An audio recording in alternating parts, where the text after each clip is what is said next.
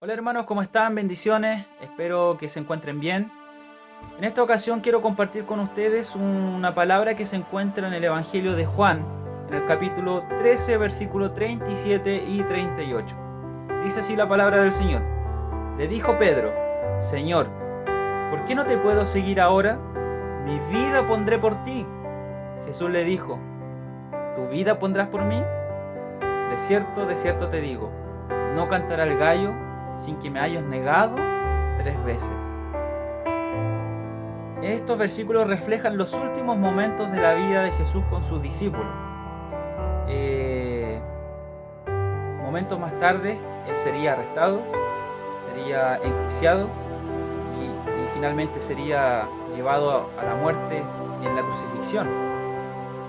Y aquí vemos esta situación que se da, esta conversación que se da entre el apóstol Pedro y Jesucristo.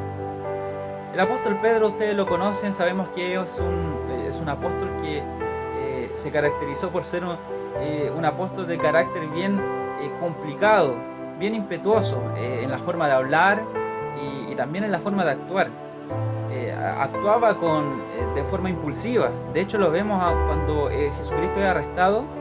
Él, en defensa de Jesús, desenvaina su espada y ataca a un soldado, y cuando él lo ataca le corta una oreja al soldado. Entonces vemos esta actitud bien impetuosa, bien impulsiva del apóstol Pedro. Y aquí en esta conversación que se da entre él y Jesucristo, vemos cómo Pedro hace una promesa al Señor. Y en esto quiero que nos centremos.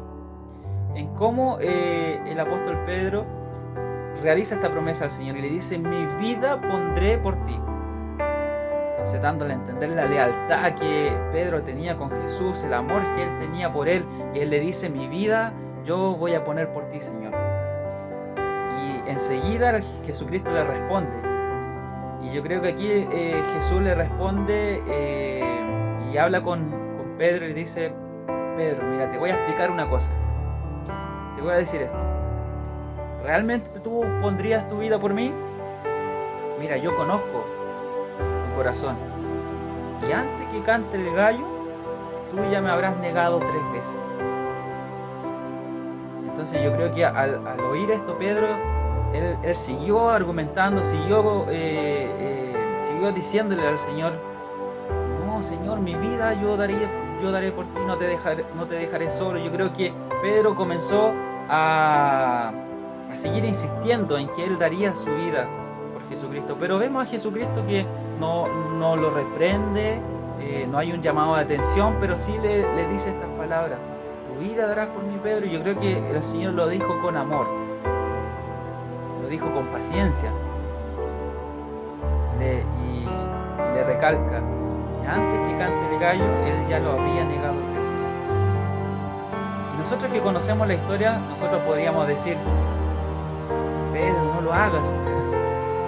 O muchas veces nosotros estamos en esta posición desde la perspectiva que nosotros leemos la historia. Nosotros muchas veces hasta juzgamos la actitud del apóstol Pedro. Pero ¿cómo Pedro pudo hacer esto?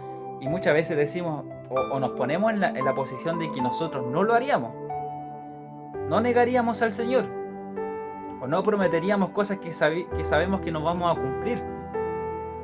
Y muchas veces nos colocamos en esa posición. Pero también nosotros debemos colocarnos en la posición del apóstol Pedro, o también debemos reflejarnos nosotros en la posición que el apóstol Pedro se encuentra aquí. ¿Cuántas veces nosotros hemos prometido al Señor? ¿Cuántas veces nosotros hemos hecho promesas al Señor, que le hemos hecho promesas que vamos a cumplir con ciertas cosas que le hemos prometido? Y nos dejamos guiar por el momento, por la situación, así como el apóstol Pedro. Ya estaban tristes los discípulos porque el Señor ya se iba a apartar de ellos. Y en ese momento Pedro, él le dice: no, Señor, yo mi vida voy a dar por ti. No te dejaré solo, quizás le dijo, no te voy a abandonar, sino que voy a defenderte. Entonces vemos que la situación, el momento, hizo que el apóstol Pedro hiciera esta promesa, y cuando él la hizo, yo creo que estaba seguro de lo que él estaba diciendo a Jesucristo. Él estaba seguro de aquella promesa que él estaba haciendo. Estaba seguro que él sí iba a dar su vida, si era necesario, por Jesucristo. Y nosotros también muchas veces estamos seguros de las cosas que prometemos al Señor. Y muchas veces, como les decía, nos dejamos guiar por el momento. Muchas veces nuestra vida va bien, todo va bien.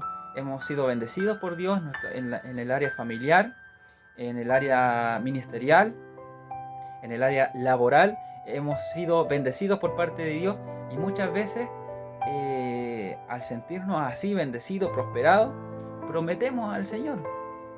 Hacemos promesa al Señor de servir al Señor, de adorar al Señor, de buscar el rostro del Señor, porque Él ha sido bueno con nosotros.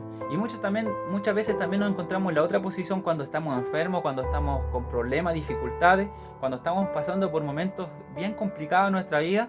Muchas veces hacemos promesa al Señor: Señor, líbrame de este problema, líbrame de esta situación compleja, sana a mi hijo, sana a mi familia, dame aquel trabajo que necesito, y yo te prometo que te voy a servir, te prometo que te voy a adorar, prometo que voy a estudiar la palabra de Dios, que voy a leer, te prometo que voy a comenzar a ayunar, que voy a levantarme temprano en la mañana y voy a comenzar a orar, a buscar tu rostro. ¿Cuántas veces nos hemos visto en esa situación? Muchas veces cuando estamos participando de alguna reunión y en el culto se manifiesta la presencia de Dios. Y obviamente cuando se manifiesta la presencia de Dios, eso toca nuestras emociones. Y yo creo que seríamos insensibles al Espíritu si no sentimos en nuestras emociones, si no nos emocionamos cuando el Espíritu de Dios toca nuestra vida, nuestro corazón. No es tan solamente que el Espíritu se haga sentir en nuestro espíritu y que el Espíritu Santo toque nuestra alma, nuestro espíritu y nada más, y sin sentir ninguna emoción. Porque obviamente el Espíritu toca nuestras emociones, y así también nosotros reflejamos lo que sentimos al sentir la presencia del Señor. Y en ese momento muchas veces estamos en toda la euforia del poder de Dios, de la manifestación del Espíritu Santo, y prometemos al Señor todo lo que les decía: servir al Señor, buscar su rostro, orar, ayunar, leer su palabra.